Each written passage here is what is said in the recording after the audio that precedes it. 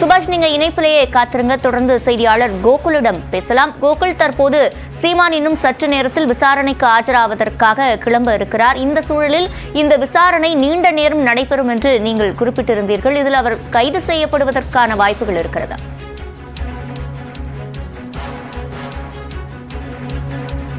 கோகுல், நீங்கள் தொடரலாம்.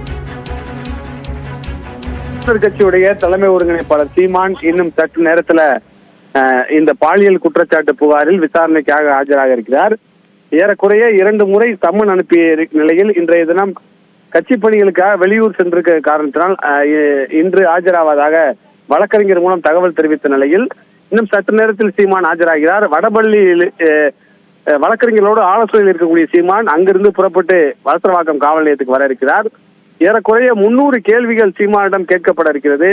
பாதிப்புக்கு உள்ளான நடிகை அளித்த ஆதாரம், புகைப்பட ஆதாரம், வீடியோ ஆடியோ ஆதாரங்கள் அடிப்படையிலும் பணப்பரிமாற்றம் இருவருக்கும் இடையே நடந்திருப்பதாக ஒரு தகவல் சொல்லப்படுகிறது. அந்த பணப்பரிமாற்றம் குறித்தெல்லாம் பல்வேறு கேள்விகளை காவல்துறை சீமானிடம் கேட்க இருக்கிறார்கள். 300 கேள்விகள் வரை காவல்துறை கேட்க இருப்பதாகவும் அதற்கு தயாராக இருப்பதாகவும் தகவல் சொல்லப்படுகிறது. இந்த விசாரணை என்பது சில மணி நேரம் நடத்தப்பட இருப்பதாகவும் சொல்லப்படுகிறது. விவரங்களை வழங்கியமைக்கு நன்றி கோகுல்.